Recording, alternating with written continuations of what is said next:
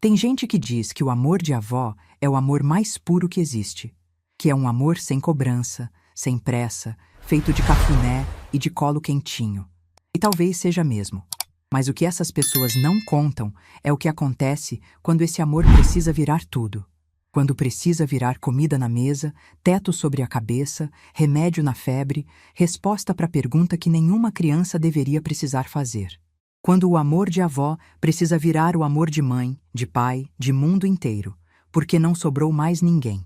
Me chamo Marlene Aparecida dos Santos, tenho 68 anos, e essa história que eu vou contar agora eu carreguei dentro de mim por todos esses anos, em silêncio, sem reclamar, sem pedir aplausos, sem esperar que ninguém me agradecesse. Carreguei do mesmo jeito que carreguei bacia de bolo na cabeça debaixo de sol e de chuva, do mesmo jeito que carreguei balde de roupa alheia pelas escadas de prédio sem elevador, do mesmo jeito que carreguei um menino de 3 anos que chorava de noite, chamando por uma mãe que nunca mais ia voltar. Hoje eu estou sentada na minha poltrona, no meu apartamento em Uberlândia, com meu cafezinho na mão, olhando a cidade se acender pela janela. E se vocês me vissem agora, talvez pensassem que eu sempre tive essa paz no olhar. Mas não. Essa paz foi construída com suor, com lágrima engolida, com mão rachada de água sanitária e com uma força que eu mesma não sabia que tinha. Essa paz tem nome. Se chama Gabriel, meu neto, meu menino, o filho que a vida me deu pela segunda vez. Mas para vocês entenderem o que aconteceu no dia da formatura dele, e por que aquele homem saiu do salão sem olhar para trás, eu preciso voltar ao começo. E o começo dessa história não é bonito. Não tem trilha sonora, não tem filtro, tem cheiro de hospital, gosto de café frio de máquina e o som de um monitor que eu nunca vou conseguir esquecer. Minha filha Luciana era tudo o que eu tinha no mundo. Depois que meu marido Osvaldo partiu cedo, um infarto fulminante quando ela tinha apenas 8 anos, ficamos só nós duas. Eu e ela contra tudo. Eu trabalhava como auxiliar de limpeza num escritório de contabilidade de manhã e dava aula de reforço de português e matemática à tarde, na sala da nossa casa mesmo, com as cadeiras da cozinha e um quadrinho branco que comprei numa papelaria do centro. Luciana cresceu vendo a mãe se virar. E talvez por isso tenha se tornado uma menina tão forte, tão cheia de luz, tão decidida. Ela me olhava com aqueles olhos castanhos enormes e dizia, desde pequenininha, que ia ser alguém na vida, que ia me dar uma casa grande, com quintal e com pé de manga. Eu ria e dizia que já tinha tudo o que precisava. E era verdade. Com ela por perto, eu tinha. Luciana cresceu e se tornou uma moça bonita, trabalhadora. Aos 18, conseguiu emprego como atendente numa farmácia. Ganhava pouco, mas ajudava em casa.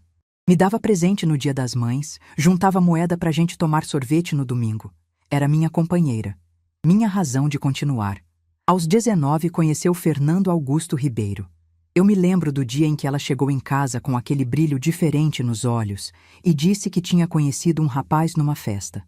Bonito, educado, dirigia carro novo, o pai era dono de uma concessionária na cidade. Eu senti um aperto no peito.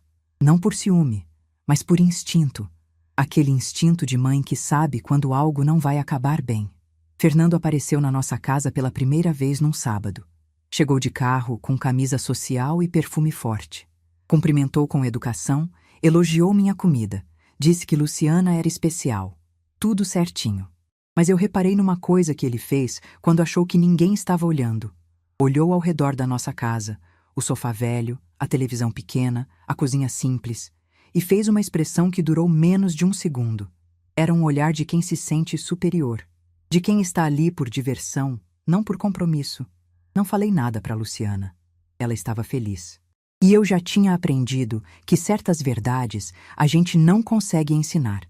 A pessoa precisa viver para entender. O relacionamento durou 7 meses. 7 meses de Luciana flutuando, saindo toda arrumada, voltando tarde, me contando os planos que Fernando fazia para eles dois. Viagem, apartamento, casamento, tudo muito lindo, tudo muito no ar. Até o dia em que ela sentou na beira da minha cama, às 11 da noite, com o teste na mão, e disse com a voz tremendo que estava grávida. Eu a abracei, forte, sem dizer nada. Porque antes de qualquer pergunta, antes de qualquer medo, minha filha precisava saber que não estava sozinha. No dia seguinte, Luciana contou para Fernando. E o mundo dela desabou. Ele disse que não estava pronto, que era jovem demais, que o pai ia cortar a mesada dele. Disse que ela deveria resolver a situação, e quando Luciana respondeu que ia ter aquele filho com ou sem ele, Fernando sumiu. Bloqueou o número, mudou de rota para não passar perto da farmácia. 3 semanas depois, a mãe de Fernando ligou para minha casa. Eu atendi. A voz daquela mulher era fria como mármore.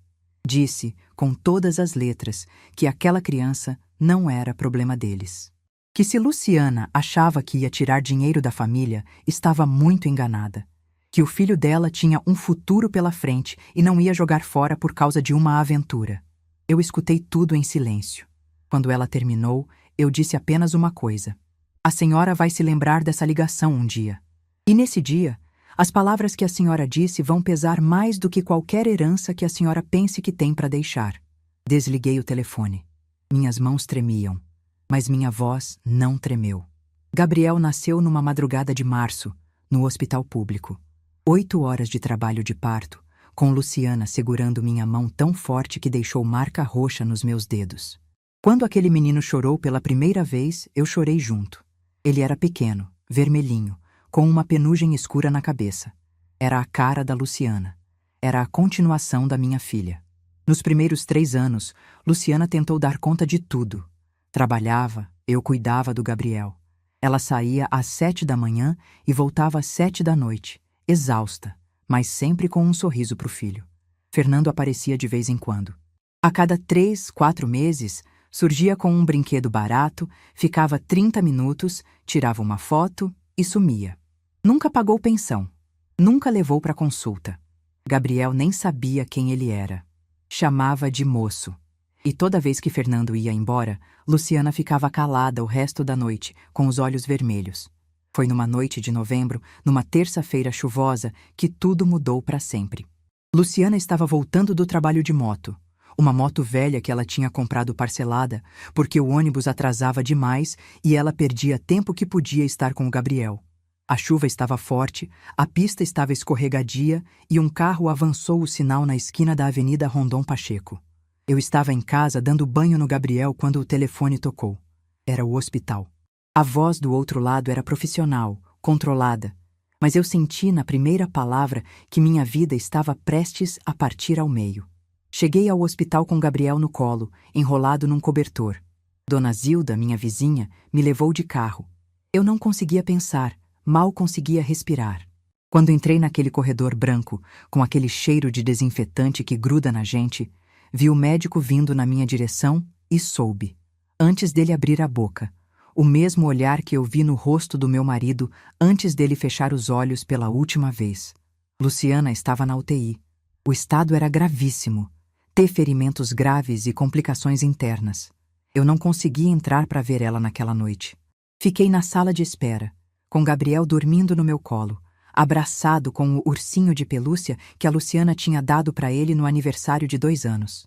Foram 11 dias. 11 dias indo e voltando daquele hospital, deixando Gabriel com Dona Zilda, sentando naquela cadeira de plástico, rezando, implorando. 11 dias segurando a mão dela quando me deixavam entrar, sussurrando que o Gabriel estava bem, que ela precisava ficar forte. Mas numa madrugada de quinta-feira, às 4h12 da manhã, o monitor fez aquele som contínuo que aparece nos filmes, só que ali não era filme. Ali era a minha vida. Era a minha filha. Era metade de mim que estava partindo. Eu estava sozinha com ela. Segurei a mão da Luciana até ela esfriar. E quando a enfermeira entrou e desligou o monitor, fui até o banheiro do corredor, tranquei a porta e chorei de um jeito que eu não sabia que era possível. Um choro que vinha do estômago, que subia pelo peito, que saía sem som. Um choro de mãe. O pior choro que existe. Quando saí daquele banheiro, lavei o rosto, olhei no espelho e disse para mim mesma: você tem um neto de 3 anos que precisa de você. Você não tem o direito de desmoronar. Voltei para casa. Gabriel estava dormindo no sofá da Dona Zilda, abraçado com o ursinho. Peguei ele no colo, levei para nossa casa, deitei ele na cama da Luciana, porque ele só dormia sentindo o cheiro da mãe no travesseiro, e fiquei sentada ao lado dele a noite inteira, velando, como se pudesse proteger aquele menino de tudo que viria depois. Na manhã seguinte, Gabriel acordou, me olhou com aqueles olhos enormes e perguntou: Vó, a mamãe já voltou? Eu engoli o choro, engoli a dor. Engoli tudo que uma pessoa consegue engolir. E respondi: A mamãe precisou fazer uma viagem muito longa, meu amor. Mas ela deixou a avó aqui para cuidar de você. E a avó não vai sair do seu lado. Nunca. Ele me olhou por um longo tempo, como se estivesse decidindo se acreditava ou não. Então encostou a cabeça no meu peito, segurou minha blusa com a mão pequenininha e fechou os olhos. Naquele momento, algo mudou dentro de mim para sempre. Eu não era mais só a avó do Gabriel. Eu era tudo que ele tinha no mundo. E ele era tudo que eu tinha. 3 dias depois do velório, procurei Fernando. Liguei para o celular dele. O número que Luciana tinha anotado num caderninho. Chamou e caiu na caixa postal. Mandei mensagem explicando o que tinha acontecido, pedindo que ele assumisse a responsabilidade, que ajudasse pelo menos financeiramente. Nenhuma resposta. Fui até a concessionária do pai dele. Me arrumei, coloquei minha melhor roupa, peguei 2 ônibus e cheguei lá. Pedi para falar com Fernando. A recepcionista me olhou de cima a baixo. Uma senhora de quase 50 anos, com sapato gasto e bolsa de feira, e disse que ele não estava. Mas eu vi o carro dele no estacionamento. Esperei 40 minutos sentada num sofá de couro branco, cercada de carros novos brilhando. Fernando apareceu com cara de quem tinha acabado de ser incomodado. Não perguntou como eu estava. Não perguntou pelo Gabriel. Só disse: O que a senhora precisa? Eu disse que a mãe do filho dele tinha partido, que Gabriel precisava de um pai, que ele tinha responsabilidades legais e morais com aquela criança. Fernando ouviu tudo sem expressão nenhuma, como quem ouve a previsão do tempo. E no final, disse que ia falar com o advogado da família e resolver tudo. Uma semana depois, o advogado dele me procurou. Não era para assumir o Gabriel. Era para apresentar um documento em que Fernando abria mão da guarda. Oficialmente. Definitivamente. Assinado, com firma reconhecida. Quando peguei aquele papel nas mãos, senti algo que é difícil de explicar. Era raiva, era tristeza, era nojo, tudo misturado com um alívio estranho. Porque agora estava claro. Agora estava preto no branco. Aquele homem não queria o próprio filho. E a partir daquele momento, eu parei de esperar qualquer coisa dele. Naquela noite, deitei na cama com aquele documento na mesinha ao lado, olhei para o teto e tomei a decisão que definiria os próximos 18 anos da minha vida. Eu ia criar aquele menino. Ia dar para ele tudo o que eu pudesse. Ia ser mãe, pai, avó e o mundo inteiro. Não por obrigação, não por pena, mas por amor. O mesmo amor que me fez criar Luciana sozinha. E se o pai do Gabriel achava que podia simplesmente assinar um papel e sumir, tudo bem. Ele podia ir. Mas um dia, e eu não sabia quando e nem como, aquele menino ia crescer, ia se tornar alguém. E nesse dia, a verdade ia aparecer sozinha, sem que eu precisasse dizer uma única palavra. O silêncio daquela noite foi o mais pesado e o mais poderoso da minha vida. Era o silêncio de uma avó que acabava de se tornar mãe pela segunda vez. E ninguém, absolutamente ninguém, estava preparado para o que viria depois. Vocês sabem o que é acordar todo dia às 4:30 da manhã, não porque você quer, mas porque se não acordar, uma criança de 3 anos não come? Vocês sabem o que é olhar para a própria mão rachada, sangrando nos nós dos dedos, e não poder parar porque o bolo precisa ficar pronto antes das 6? Vocês sabem o que é escolher entre comprar um remédio para dor nas costas ou um pacote de leite? Pois eu sei. Eu vivi isso. Todo santo dia, durante anos. Depois que peguei a guarda do Gabriel, a primeira coisa que precisei fazer foi sair do apartamento onde morava com a Luciana. Não dava mais. Cada canto daquele lugar tinha o cheiro dela, a presença dela. A escova de dente ainda estava no copo do banheiro. O chinelo ainda estava debaixo da cama. E o Gabriel andava pela casa chamando por ela, abrindo os armários, olhando debaixo da mesa como se a mãe estivesse brincando de esconde-esconde. Eu não aguentava mais. Dona Zilda, minha vizinha, me indicou uma casinha nos fundos da casa de uma conhecida dela, no bairro Tíberi. Era um cômodo e meio, com um banheiro pequeno e uma cozinha que cabia uma pessoa de cada vez. O chão era de cimento queimado, a janela não fechava direito e no inverno o frio entrava por todas as frestas. Mas era R$ 200 por mês e era tudo que eu podia pagar. Arrumei nossas coisas, as minhas e as do Gabriel, em 4 sacolas grandes e 2 caixas de papelão. A vida inteira da gente cabia em 4 sacolas. Quando fechei a porta do apartamento pela última vez, Gabriel me puxou pela barra da saia e perguntou se a mamãe ia saber onde a gente estava morando agora. Eu respirei fundo, abaixei, olhei nos olhos dele e disse que sim, que a mamãe sempre sabia onde a gente estava. Foi naquela casinha do Tiberi que eu montei minha rotina de sobrevivência. Porque não era vida, era sobrevivência. Acordava às 4h30, acendia o fogão e começava a fazer bolo. Fubá, cenoura, laranja. Os 3 que eu sabia fazer de olho fechado e que gastavam pouco para render muito. Às 5h30, os bolos já estavam prontos, cortados em pedaços, embalados em plástico filme e organizados numa bacia de alumínio que eu equilibrava na cabeça. Saía de casa antes do sol nascer. Ia primeiro para o ponto de ônibus da avenida principal, onde os trabalhadores esperavam a condução. Vendia ali até umas 6h30. Depois caminhava até a feira do bairro, vendia mais um pouco. Quando dava 7 horas, voltava correndo para casa, acordava o Gabriel, dava café para ele, trocava a roupa dele e levava na creche municipal. Da creche, eu ia direto para a primeira faxina do dia. 2 casas, às vezes 3. Cada uma pagava entre R$ 40 e R$ 60. Eu lavava, passava, esfregava, lustrava, limpava banheiro de joelhos, tirava gordura de fogão com palha de aço, lavava quintal com balde. Minhas costas doíam tanto que no final do dia eu não conseguia me curvar para tirar o sapato. Mas não podia reclamar. Não tinha para quem reclamar. Às 5 da tarde, buscava o Gabriel na creche. Ele sempre me esperava no portão, com a mochilinha nas costas e aquele sorriso que era igualzinho ao da Luciana. Eu pegava ele pela mão e a gente caminhava de volta para casa.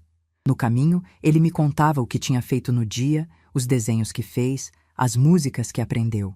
E por 10 minutos, enquanto ouvia aquela vozinha falando sem parar, eu esquecia o cansaço.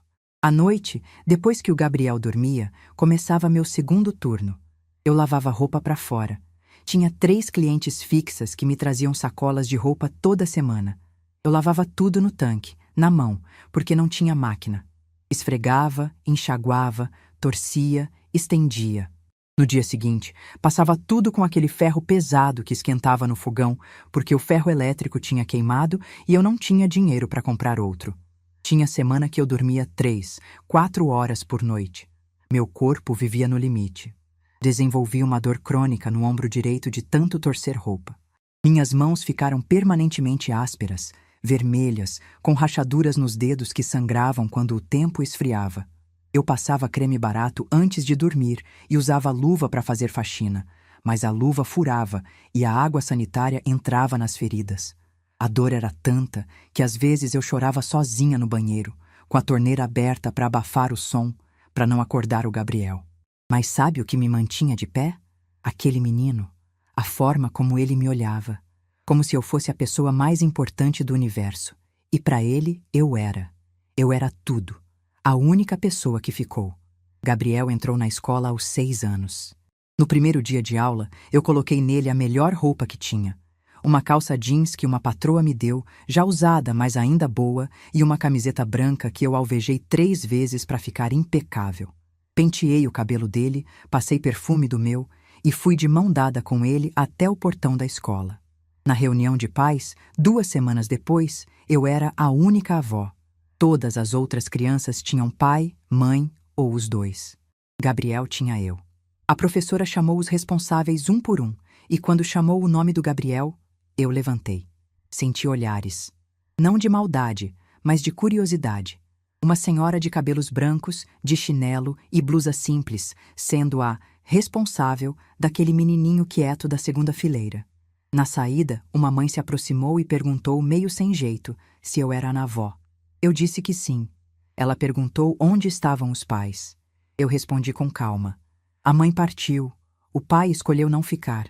A mulher não soube o que dizer. Abaixou os olhos e se afastou. Naquele momento, eu prometi para mim mesma que nunca mais ia sentir vergonha de ser tudo que o Gabriel tinha. Eu não era só a avó.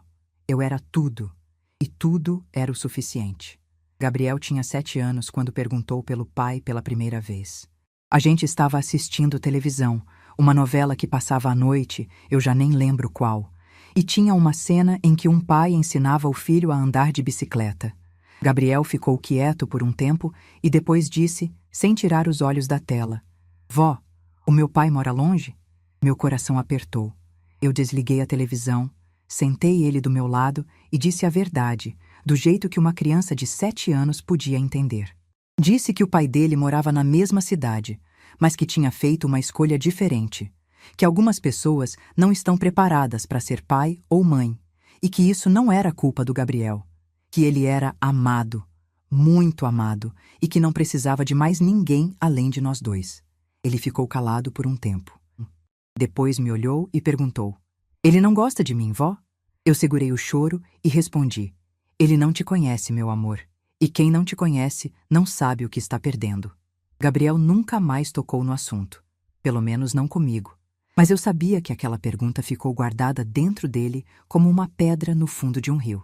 Estava ali, quieta, pesada, mesmo quando a água corria por cima e parecia que tudo estava calmo.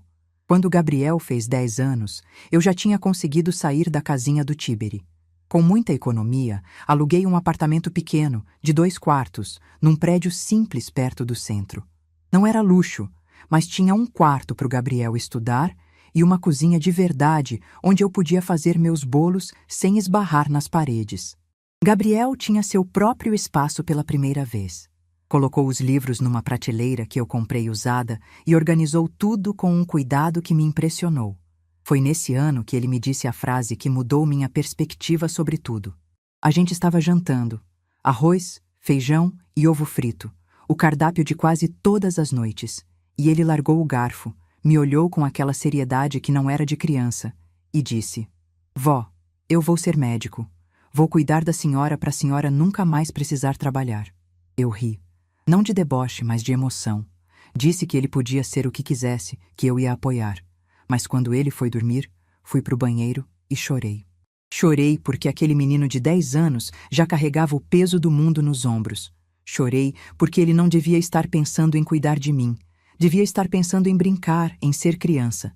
E chorei porque, no fundo, eu sabia que ele era capaz. A partir dali, Gabriel estudava como se a vida dele dependesse disso. E dependia. Ele chegava da escola e ia direto para os livros. Fazia todos os deveres, pedia exercícios extras, ia na biblioteca pública toda semana e voltava com os braços cheios de livros. Os professores começaram a notar. Diziam que ele era diferente, que tinha uma disciplina rara, uma fome de aprender que não era comum numa criança da idade dele. Num Natal, Gabriel devia ter uns 11 anos, o dinheiro estava mais curto que o normal. Uma das minhas clientes de faxina tinha se mudado. Outra estava viajando e as vendas de bolo tinham caído por causa da chuva. Eu não tinha dinheiro para comprar presente. Nenhum. Tentei esconder. Disse que o presente ia atrasar, que ia chegar depois do Natal. Gabriel fingiu acreditar. Na manhã do dia 25, encontrei um envelope em cima da mesa da cozinha. Dentro tinha um papel dobrado com um desenho feito com lápis de cor. Era eu e ele, de mãos dadas, na frente de uma casa grande com pé de manga no quintal. Embaixo do desenho, ele escreveu com aquela letra redonda de criança: Pra melhor mãe-vó do mundo. Um dia eu vou te dar essa casa, prometo. Eu segurei aquele papel e chorei sentada na cadeira da cozinha por quase 1 hora. Aquele desenho valia mais que qualquer presente que o dinheiro pudesse comprar. E eu guardo ele até hoje. Está numa moldura, na parede do meu apartamento, bem na frente da minha poltrona. É a primeira coisa que eu vejo quando acordo. Gabriel entrou no ensino médio aos 15 anos, e foi aí que as coisas ficaram realmente difíceis. As notas dele eram excepcionais, e uma escola particular da cidade ofereceu meia bolsa para ele estudar lá. Meia bolsa. A outra metade eu teria que pagar. Eram R$ 400 por mês, quase metade de tudo que eu ganhava. Aceitei, sem pensar 2 vezes. Dobrei os bolos, peguei mais uma casa de faxina, comecei a fazer marmita por encomenda. Meu corpo reclamava, minhas costas travavam, meus joelhos estalavam toda vez que eu levantava. Mas cada vez que via o Gabriel saindo de casa com aquele uniforme, com a mochila cheia de livros, caminhando com a postura ereta e o olhar firme, eu sabia que cada dor valia a pena. No terceiro ano do ensino médio, Gabriel precisava de cursinho pré-vestibular para medicina. O mais barato custava R$ 800 de matrícula. R$ 800. Eu não tinha. Vendi tudo o que podia. Eletrodomésticos que não usava, roupas que não vestia mais, um ventilador, uma panela de pressão que tinha ganhado de uma patroa. Não foi suficiente. Faltavam R$ 300.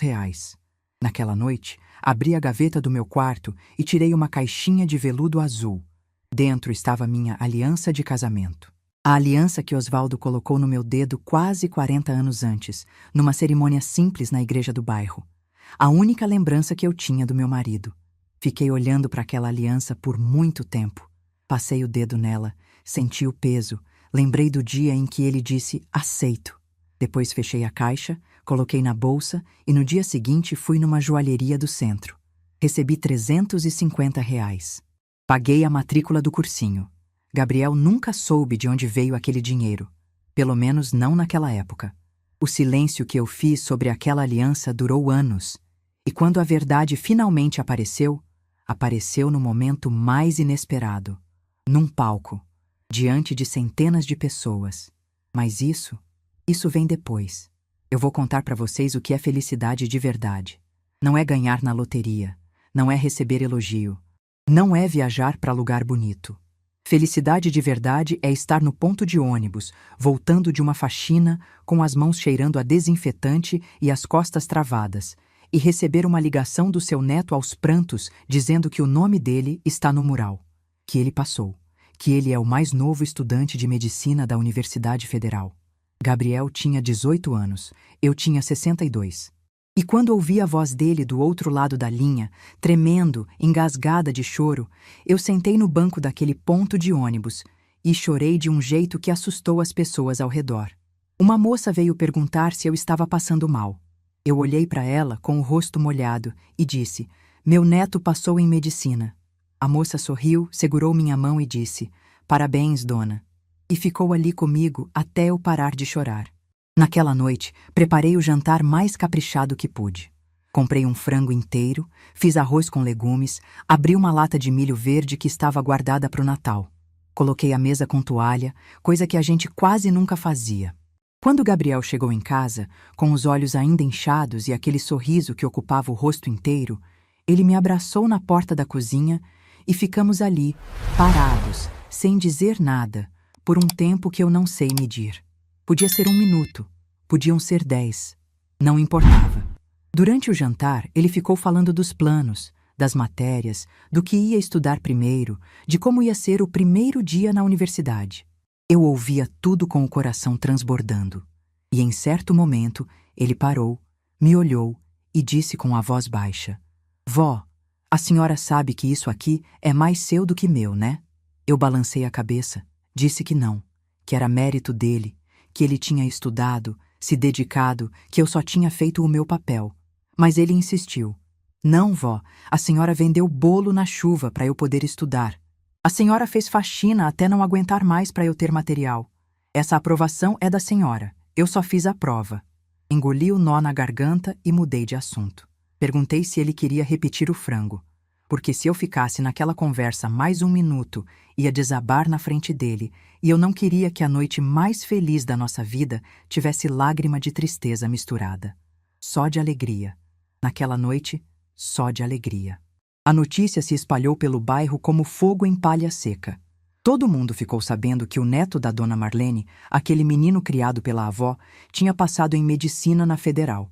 Dona Zilda fez questão de contar para cada vizinho, para cada comerciante, para cada pessoa que cruzasse o caminho dela. Foi aí que seu Raimundo apareceu. Seu Raimundo era o dono da padaria da esquina, um senhor de 70 e poucos anos, viúvo, que morava sozinho num apartamento em cima da padaria. Eu o conhecia há mais de 10 anos. Nos primeiros tempos no bairro, quando o dinheiro era mais apertado, ele fiava pão para mim. Eu chegava no balcão com vergonha, sem saber como pedir. e ele já ia embrulhando o pão e dizendo: "Paga quando puder, dona Marlene." Criança não pode ficar sem café da manhã. Nunca me cobrou juros, nunca me cobrou prazo, nunca me fez sentir que eu estava devendo alguma coisa além de gratidão. Quando soube da aprovação do Gabriel, seu Raimundo apareceu na minha porta com uma sacola. Dentro tinha um bolo de chocolate enorme, desses de confeitaria, com uma plaquinha escrita "Parabéns, Dr. Gabriel", em cima. Eu olhei para aquele bolo e para o seu Raimundo e vi que ele estava emocionado. Ele disse: "Dona Marlene, eu vejo a senhora passar na frente da minha padaria todo dia de madrugada com a bacia na cabeça há mais de 10 anos. Eu sei o que a senhora fez por esse menino. E eu precisava que a senhora soubesse que eu também tenho orgulho." Aquele bolo ficou na minha mesa por 3 dias. Gabriel e eu comemos devagar, saboreando cada pedaço, como se fosse o bolo mais caro do mundo. E de certa forma era, porque foi feito com respeito. E respeito, na vida que eu levava, era um luxo raro. Os primeiros meses de faculdade foram de adaptação. Gabriel ia de ônibus todo dia, saía cedo e voltava tarde. Os livros eram caros, as apostilas eram muitas, os colegas vinham de realidades completamente diferentes. Enquanto os outros conversavam sobre viagens de férias e carros novos, Gabriel sentava quieto no canto e estudava. Um colega perguntou onde ele morava, e quando Gabriel disse o bairro, o rapaz riu e disse que nunca tinha ouvido falar. Gabriel não respondeu. Apenas continuou estudando. No segundo ano da faculdade, aconteceu algo que eu não esperava. Gabriel chegou em casa num final de tarde com uma expressão que eu não via nele desde criança. Aquela expressão séria, de quem está carregando algo pesado demais. Sentou no sofá, ficou em silêncio por um tempo e depois disse: "Vó, eu vi o meu pai hoje." Meu estômago gelou. Perguntei onde. Ele disse que estava no hospital universitário fazendo estágio de observação e que Fernando tinha ido lá como acompanhante. A esposa dele estava fazendo um procedimento ambulatorial. Gabriel reconheceu ele pelo sobrenome no sistema. Ribeiro. Fernando Augusto Ribeiro. Perguntei o que tinha acontecido. Gabriel disse que não fez nada, que ficou parado no corredor, olhando aquele homem de longe e que sentiu uma coisa estranha. Não era raiva, não era tristeza, era curiosidade. Curiosidade de saber como alguém consegue passar por um corredor de hospital sem imaginar que o próprio filho pode estar ali, de jaleco branco, a poucos metros de distância. Fiquei calada, esperando ele continuar. E ele continuou. Disse que Fernando estava bem vestido, de aliança nova, conversando no celular, rindo. Que parecia um homem que tinha a vida resolvida. Um homem que dormia tranquilo toda a noite. Um homem que não perdia o sono pensando num filho que deixou para trás. Então Gabriel me olhou e fez uma pergunta que eu temia desde que ele tinha 7 anos. "Vó, ele sabe que eu existo? Ele sabe que eu estou aqui, nesse hospital, estudando medicina?" Eu respirei fundo e disse a verdade. "Ele sabe que você existe, Gabriel. Ele escolheu não saber mais do que isso." Gabriel ficou em silêncio por um longo tempo. Depois disse, com uma calma que me assustou: "Tudo bem, vó. Eu não preciso que ele saiba. Eu só preciso que a senhora saiba." Naquela noite, quando Gabriel foi dormir, eu fiquei na cozinha até tarde, com o café esfriando na mão, pensando em como a vida é feita de encontros e desencontros que a gente não controla. Fernando estava ali, na mesma cidade, frequentando o mesmo hospital onde o filho dele estudava, e nem sabia. Ou sabia e fingia que não. E eu não sei qual das duas opções dói mais. 2 semanas depois desse episódio, recebi uma ligação que quase me tirou o chão. Era de um número desconhecido. Atendi, e do outro lado uma voz feminina se identificou como Cláudia, a esposa atual do Fernando. Disse que soube por uma amiga em comum que o filho do Fernando tinha passado em medicina e que Fernando tinha ficado sabendo e que ele andava diferente desde então. Que talvez quisesse conhecer o rapaz, se aproximar. Meu coração disparou. Depois de todos aqueles anos, depois de tudo. Agora, quando Gabriel estava na faculdade de medicina, agora Fernando queria se aproximar? Eu disse para Cláudia que agradecia a ligação, mas que aquela decisão não era minha. Era do Gabriel. Que se Fernando quisesse, podia procurar o filho pessoalmente, como deveria ter feito anos atrás. que eu não ia servir de ponte entre um pai ausente e um filho que aprendeu a caminhar sozinho. Cláudia agradeceu e desligou. Fiquei esperando. Dias, semanas. Fernando nunca apareceu. Nunca ligou, nunca mandou mensagem. A coragem dele durou exatamente o tempo de uma conversa de esposa curiosa. Depois, voltou para o silêncio confortável que sempre preferiu. Contei para o Gabriel. Ele ouviu com atenção. Balançou a cabeça devagar e disse apenas: se ele quisesse me conhecer, vó, teria vindo. Telefone ele tem. Endereço ele sabe. Quem quer, vai. Quem não quer, manda recado pela esposa. Aquela frase do Gabriel ficou ecoando na minha cabeça por semanas. Porque ele estava certo, Fernando nunca teve coragem para nada que exigisse esforço emocional. Não teve coragem de ser pai, não teve coragem de assumir, não teve coragem de pedir desculpa, e agora não tinha coragem nem de aparecer depois de saber que o filho era estudante de medicina. Os anos de faculdade foram longos e difíceis. Gabriel conseguiu bolsa de permanência e fazia plantões no hospital como estagiário para complementar a renda. Mesmo assim, eu fazia questão de mandar o que podia todo mês. Diminuí as faxinas porque meu corpo já não aguentava o ritmo de antes. Aos 63, 64 anos, meus joelhos reclamavam a cada escada, meus ombros travavam com frequência, e eu precisava parar para descansar no meio de uma limpeza. Mas comecei a fazer marmita por encomenda. Acordava de madrugada, cozinhava arroz, feijão, carne, salada, montava tudo em quentinhas e entregava para os comerciantes do bairro. Seu Raimundo era meu cliente fixo. Comprava 5 marmitas por semana e sempre pagava um pouco a mais do que eu cobrava. Quando eu reclamava, ele dizia: é gorjeta, dona Marlene. A senhora merece. E guardava as quentinhas com um cuidado que eu achava desproporcional para uma simples marmita. Foi seu Raimundo quem me convenceu a ir ao médico quando comecei a sentir dores no peito. Eu ignorava, achava que era cansaço, estresse, coisa da idade. Mas ele insistiu tanto que eu fui. O médico disse que meu coração estava cansado, que eu precisava diminuir o ritmo, descansar mais, me alimentar melhor. Receitou remédio e mandou eu parar de carregar peso. Parar de carregar peso. Eu quase ri. Minha vida inteira foi carregar peso. Peso nas costas, peso nos braços, peso no coração. Mas pela primeira vez, tive medo. Não medo de ficar doente. Medo de não ver o Gabriel se formar. Medo de ter feito tudo aquilo, todos aqueles sacrifícios, e não estar presente no dia em que ele finalmente realizaria o sonho que a gente construiu juntos. A partir dali, diminuí o ritmo. Gabriel soube da consulta e ficou preocupado. Ligava todo dia, perguntava se eu tinha tomado o remédio, se estava comendo direito, se estava descansando. Às vezes eu ouvia a voz dele no telefone e sentia que os papéis tinham se invertido. Agora era ele que cuidava de mim, mesmo de longe. No 5º ano da faculdade, Gabriel veio me visitar num final de semana. Trouxe um presente embrulhado num papel azul. Quando abri, era uma poltrona reclinável, pequena, simples, mas confortável. Ele disse: para a senhora sentar e descansar, vó. A senhora já ficou de pé tempo demais. Eu sentei naquela poltrona e chorei. Não de tristeza, de uma felicidade misturada com cansaço, com alívio, com a sensação de que talvez, finalmente, eu pudesse parar um pouco, pelo menos sentar. Foi nessa mesma visita que aconteceu algo que eu não esperava. Gabriel estava arrumando umas coisas no armário do meu quarto, procurando uma caixa de fotos antigas que ele queria ver quando encontrou um recibo. Um recibo de uma joalheria do centro, datado de anos atrás. No recibo estava descrito: uma aliança de ouro, peso 4 gramas, valor pago, R$ 350. Ele saiu do quarto com o papel na mão. Eu estava na cozinha fazendo café. Quando vi o recibo, meu sangue gelou.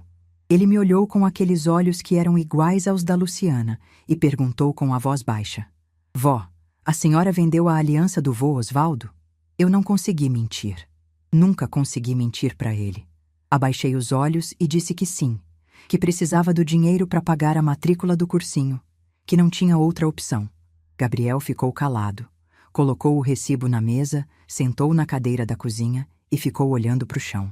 Quando levantou a cabeça, seus olhos estavam vermelhos, mas ele não chorou. Pelo menos não na minha frente. Disse apenas: "A senhora nunca me contou." Eu respondi: "Não precisava contar. Você passou. Era só o que importava." Ele se levantou, veio até mim, me abraçou por trás enquanto eu estava de costas para o fogão e sussurrou no meu ouvido: "Um dia eu vou devolver para a senhora tudo que a senhora deu por mim. Tudo." Eu segurei as mãos dele que estavam cruzadas no meu peito e não disse nada, porque algumas promessas a gente não responde, a gente só guarda e espera. O que eu não sabia é que aquele recibo, aquela descoberta, ia mudar completamente o que Gabriel planejava para um dia muito específico. Um dia que estava chegando.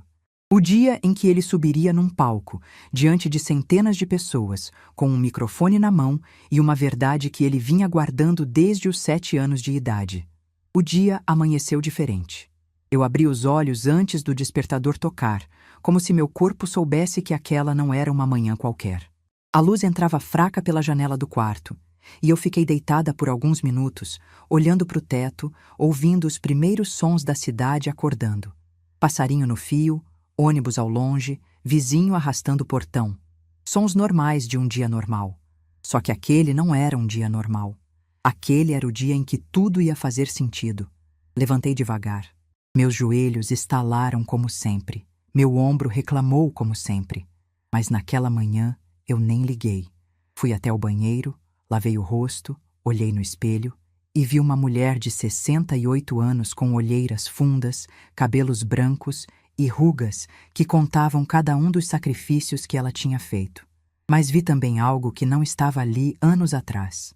Um brilho nos olhos. Um brilho que era feito de orgulho, de missão cumprida, de chegada. Tomei banho demorado. Passei creme no corpo, coisa que eu quase nunca fazia. Sequei o cabelo com cuidado, prendendo numa presilha que Dona Zilda tinha me emprestado. Dourada, discreta, bonita.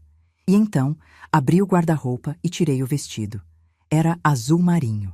Comprei 3 meses antes, numa loja do centro, pagando em 6 parcelas no cartão. A vendedora tinha me ajudado a escolher. Disse que a cor combinava com meus olhos, que o corte era elegante sem ser exagerado. Eu experimentei na frente do espelho da loja e quase não me reconheci. Parecia outra pessoa. Parecia a Marlene, que eu era antes de virar só a avó que trabalha demais.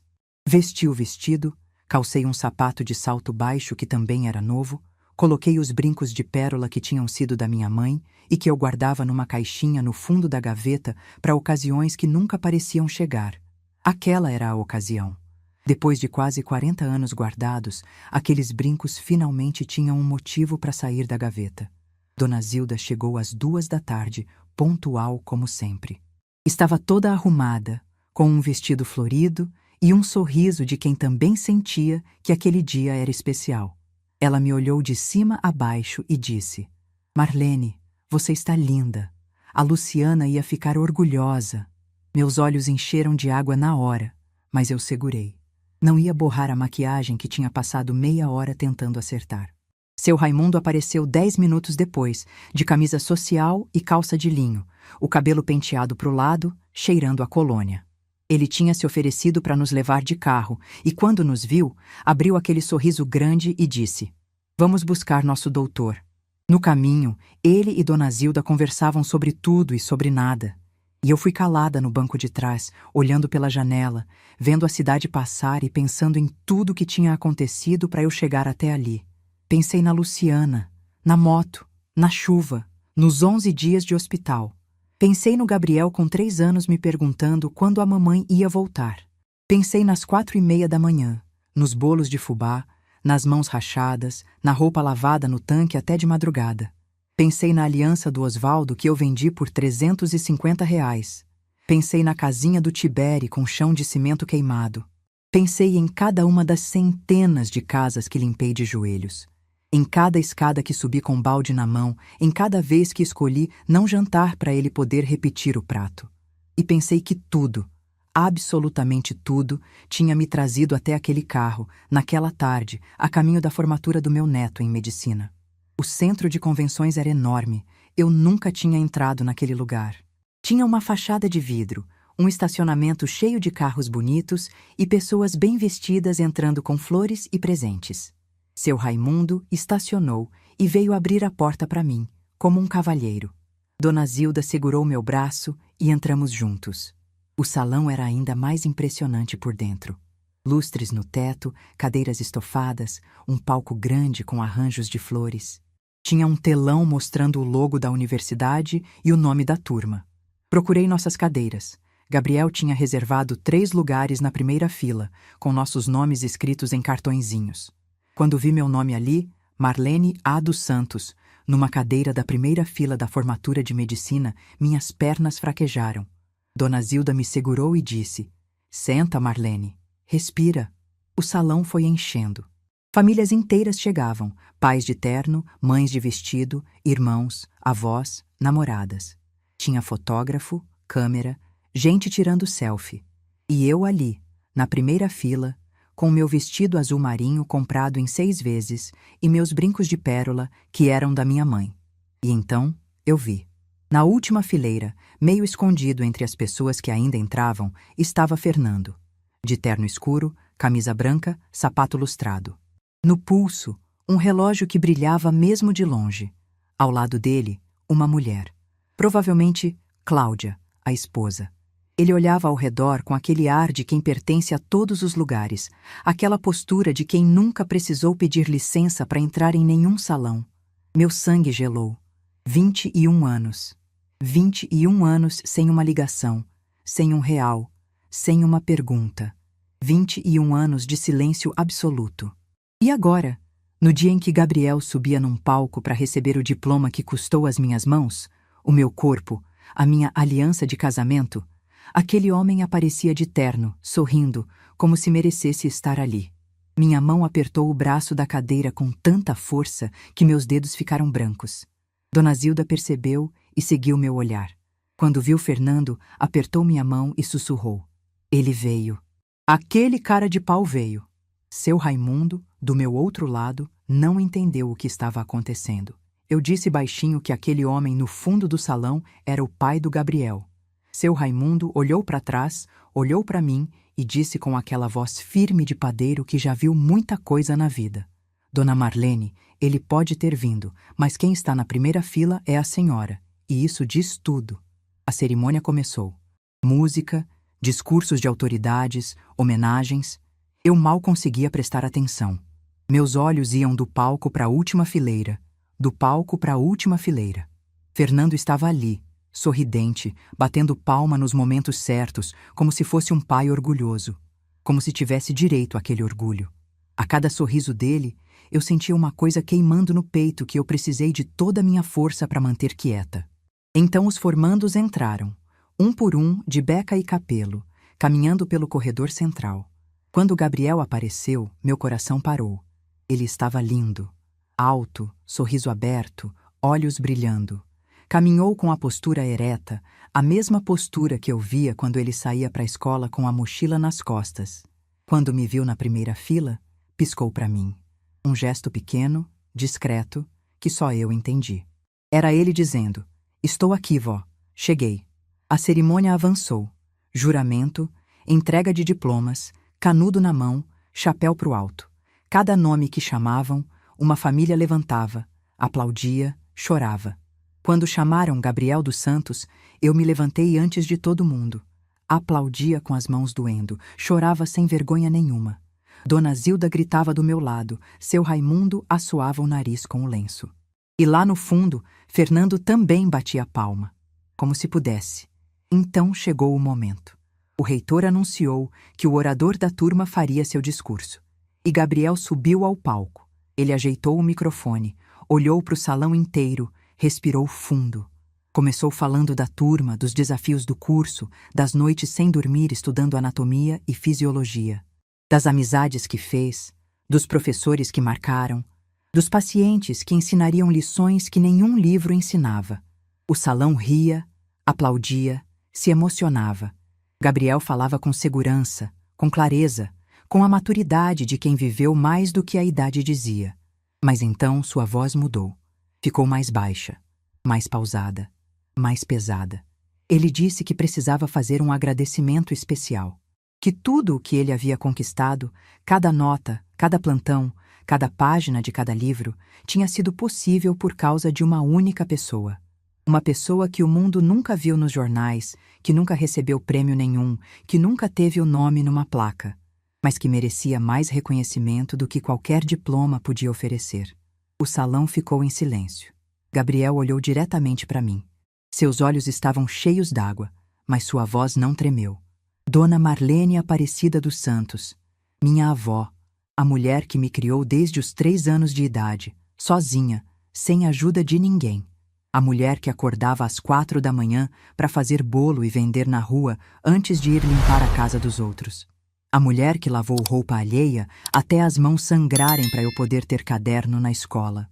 A mulher que vendeu a própria aliança de casamento, a última lembrança do marido que ela amou, para pagar meu cursinho, e que nunca me contou. Eu descobri sozinho, e faz 2 anos que eu guardo isso aqui dentro, esperando esse momento. Ele parou. O salão inteiro estava em silêncio absoluto. Eu não conseguia respirar. Quando eu tinha 7 anos, eu perguntei para minha avó se o meu pai gostava de mim. Ela respondeu que ele não me conhecia, e que quem não me conhece não sabe o que está perdendo. Eu nunca esqueci essa resposta. E hoje, desse palco, olhando para essa mulher na primeira fila que deu tudo por mim, eu só tenho uma coisa para dizer. Gabriel respirou fundo. Uma lágrima desceu pelo rosto dele, mas ele não limpou. Deixou cair. Pai é quem cria. Pai é quem fica. Pai é quem acorda de madrugada. Pai é quem vende a aliança sem contar. Pai é quem escolhe ficar quando todo mundo escolhe ir embora. Ele olhou diretamente para mim. E quem ficou foi a senhora. Obrigado, vó. Esse diploma é seu. O silêncio durou 1 segundo.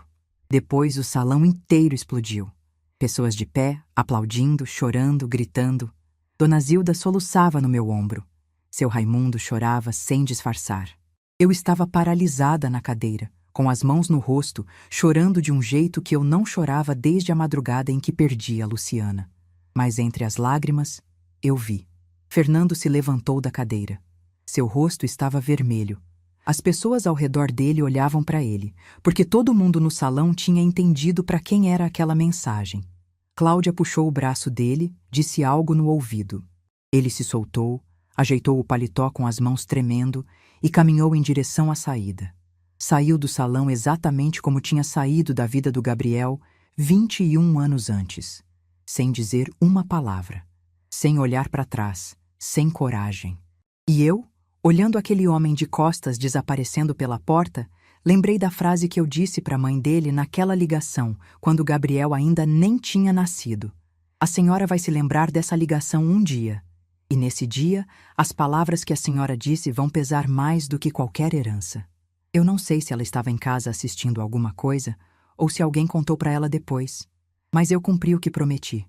Sem gritar, sem cobrar. A verdade fez o trabalho sozinha. Gabriel desceu do palco e veio direto para mim. Me abraçou com tanta força que eu senti que ia quebrar. E ali, naquele abraço, com o salão inteiro de pé aplaudindo, eu entendi que tudo, cada bolo vendido na chuva, cada roupa lavada de madrugada, cada casa limpa de joelhos, cada noite sem dormir, cada dor no corpo, cada lágrima engolida, tudo tinha sido por aquele momento. Gabriel segurou meu rosto com as 2 mãos, encostou a testa na minha e sussurrou. A senhora é o meu pai, a minha mãe e o meu mundo inteiro, vó. Sempre foi. Eu segurei as mãos dele e disse a única coisa que consegui dizer. Sua mãe está vendo, meu filho. Ela está vendo. Naquele momento, na primeira fila daquele salão, com os brincos da minha mãe na orelha e o vestido comprado em 6 vezes, eu não era mais a mulher que vendia bolo na rua. Não era mais a avó que fazia faxina. Não era mais a senhora de mãos rachadas que todo mundo olhava com pena. Eu era Marlene Aparecida dos Santos. E pela primeira vez em 21 anos, eu não precisava mais ser forte, porque meu menino tinha chegado. 6 meses se passaram desde aquela noite no centro de convenções. 6 meses desde que meu neto subiu num palco, pegou um microfone e disse em voz alta o que eu carreguei em silêncio por mais de 20 anos. E se vocês me perguntassem o que mudou de lá para cá, eu diria que tudo mudou. E ao mesmo tempo, nada. Porque a Marlene que está sentada nessa poltrona agora É a mesma que vendia bolo na chuva, a mesma que lavava roupa de madrugada, a mesma que escolhia não jantar para um menino de 3 anos poder repetir o prato. Eu sou a mesma. Só que agora, finalmente, eu sei o meu valor. E isso faz toda a diferença. Gabriel trabalha como médico residente num hospital público em Uberlândia. Faz plantões longos, chega em casa exausto, mas liga para mim todo santo dia. Às vezes de manhã cedo, antes do plantão. Às vezes tarde da noite, quando sai do hospital. A primeira coisa que ele pergunta é se eu tomei o remédio. A segunda é se eu comi direito. A terceira é se eu estou sentada na poltrona, descansando. Essa poltrona que ele me deu virou o meu lugar favorito no mundo. É ali que eu tomo meu café de manhã. Ali que eu leio meus livros à tarde. Ali que eu assisto minhas novelas à noite. É ali que eu estou sentada agora, contando essa história para vocês, olhando a cidade de Uberlândia se acender pela janela, sentindo uma paz que eu passei décadas sem saber que existia. Todo mês, Gabriel deposita um valor na minha conta. Eu já disse 1000 vezes que não precisa, que tenho minha aposentadoria, que me viro bem. Mas ele insiste, diz que é retribuição. Eu digo que mãe não cobra retribuição. Ele responde que a avó que vira mãe, pai e mundo inteiro merece mais do que dinheiro pode pagar, mas que é um começo. E a gente ri, porque agora a gente pode rir. Agora tem espaço para risada. Com esse dinheiro, fiz coisas que nunca imaginei fazer. Assinei uma TV por streaming, aquelas que passam filme e série a hora que a gente quiser. Parece bobagem, mas para quem passou décadas sem ter nada de supérfluo, escolher o que assistir e na hora que quiser é uma revolução silenciosa.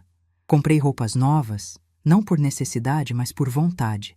Pela primeira vez na vida, entrei numa loja e comprei algo só porque achei bonito. Sem culpa. Sem calcular se ia faltar para outra coisa. Dona Zilda continua aparecendo quase todo dia. A gente toma café juntas, fofoca sobre os vizinhos, assiste programa de culinária. Ela diz que eu estou mais bonita, mais descansada, que meus olhos mudaram. Eu acredito nela, porque quando me olho no espelho agora, vejo uma mulher que não via há muito tempo. Não é mais a mulher de mãos rachadas e olheiras fundas. É uma mulher de cabelo arrumado, com brinco de pérola que era da mãe, que sorri sem motivo aparente. Ou melhor, que sorri porque o motivo existe, está viva, está de pé, e o menino chegou onde precisava chegar. Seu Raimundo também continua presente. Ele aparece aqui com frequência, às vezes traz um pão doce que fez de manhã, às vezes só vem conversar. Na semana passada, ele me convidou para assistir uma peça de teatro no centro da cidade. Eu aceitei. A gente foi, sentou lado a lado e eu percebi que estava rindo de verdade. Uma risada solta, sem peso. Quando voltamos, ele me deixou na porta do prédio e disse: Dona Marlene, a senhora merecia ter rido assim a vida inteira. Eu não soube o que responder. Só sorri. Fernando nunca mais procurou o Gabriel depois da formatura. Soube por terceiros que ele ficou abalado com o que aconteceu no salão. Que a esposa, Cláudia, fez um escândalo em casa quando descobriu toda a história, que ele tinha um filho médico que nunca tinha mencionado para ela. Parece que o casamento deles passou por uma crise séria. Mas isso não é mais da minha conta. Não sinto satisfação com o sofrimento dele. Não sinto raiva. Não sinto mais nada. E essa ausência de sentimento, vocês não imaginam como é libertadora. Sabe o que eu sinto? Indiferença.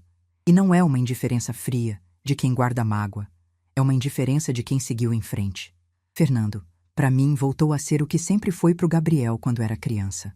Um estranho. Um moço. Aquele moço que aparecia de vez em quando, ficava 30 minutos e sumia. Só que agora, ele sumiu de vez. E ninguém sentiu falta. Outro dia, arrumando o armário do quarto, encontrei uma coisa que me fez parar tudo.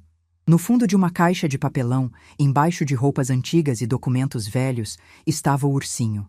Aquele ursinho de pelúcia que a Luciana deu para o Gabriel no aniversário de 2 anos. O mesmo que ele abraçava quando dormia na sala de espera do hospital, enquanto a mãe dele lutava. O mesmo que ele apertava contra o peito quando dormia no sofá da Dona Zilda. Peguei aquele ursinho e fiquei segurando por um tempo. Estava velho, desbotado, com o olho esquerdo faltando e a barriga meio achatada de tanto abraço. Mas ainda tinha um cheiro. Fraco, quase imperceptível, mas estava ali. Um cheiro que me levou de volta a 21 anos atrás, para aquela madrugada em que peguei o Gabriel no colo e levei para casa.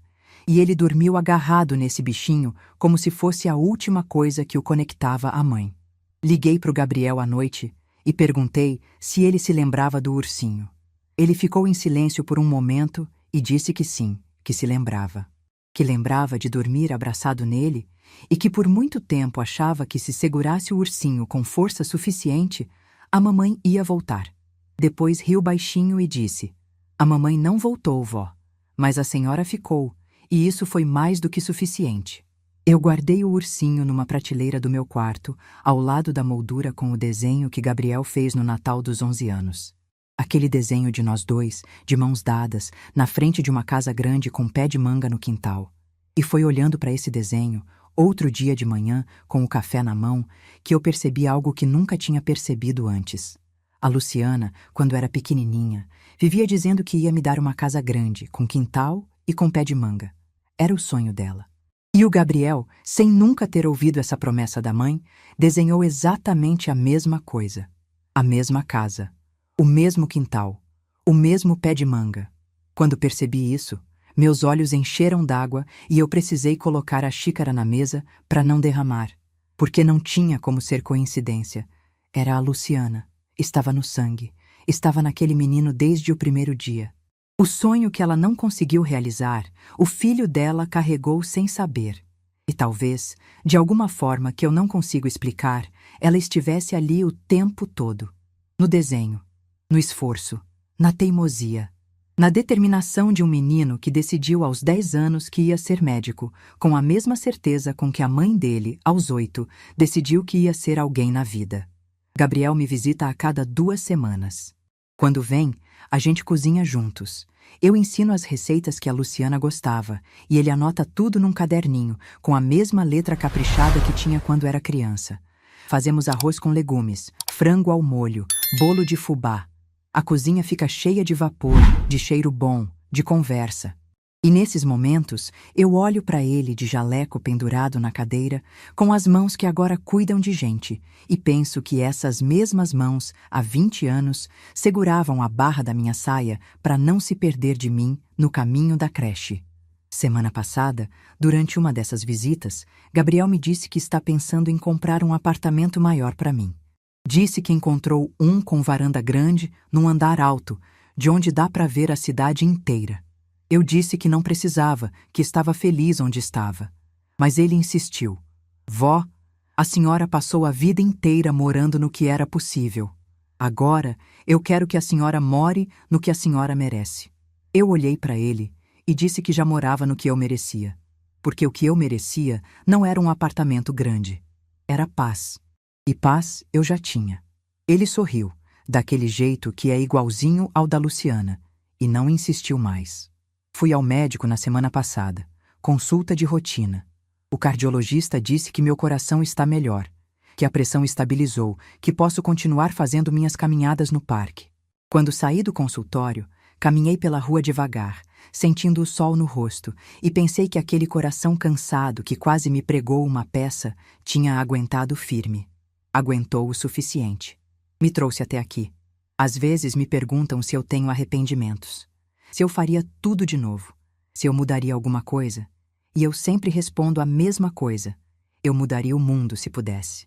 Faria ele ser mais justo com as mulheres que criam filhos sozinhas, com as avós que viram mães de madrugada, com as pessoas que carregam famílias inteiras nas costas sem nunca receber um obrigado. Mas da minha parte, da minha história, eu não mudaria nada.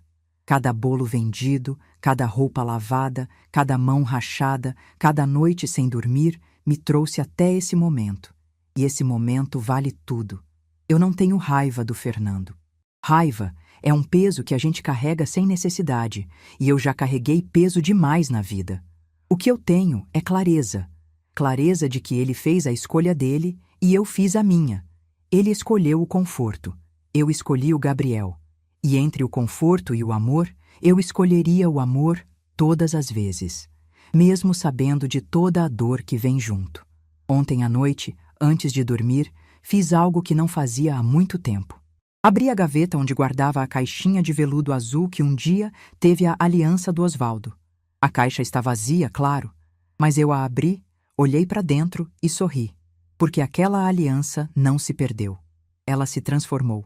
Se transformou em matrícula de cursinho, que se transformou em aprovação no vestibular, que se transformou em 6 anos de medicina, que se transformou num diploma, que se transformou num médico que salva vidas. Osvaldo ia entender.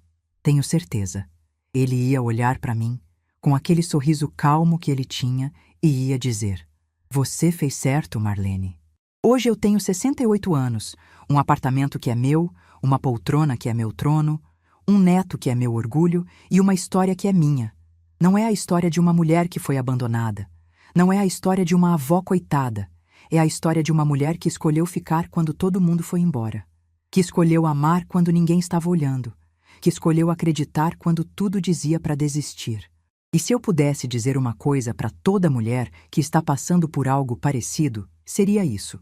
Não espere que o mundo reconheça o seu sacrifício.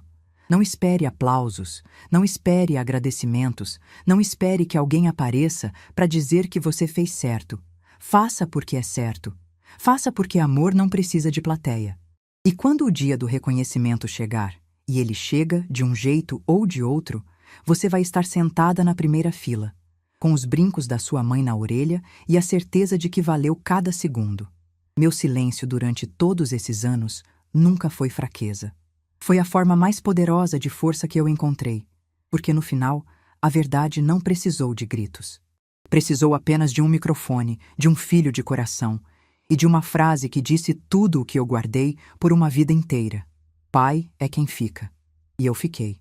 Se essa história tocou seu coração, deixe seu like, se inscreva no canal e comente aqui embaixo. No meu lugar, o que você faria? Sua mensagem pode iluminar o dia de alguém.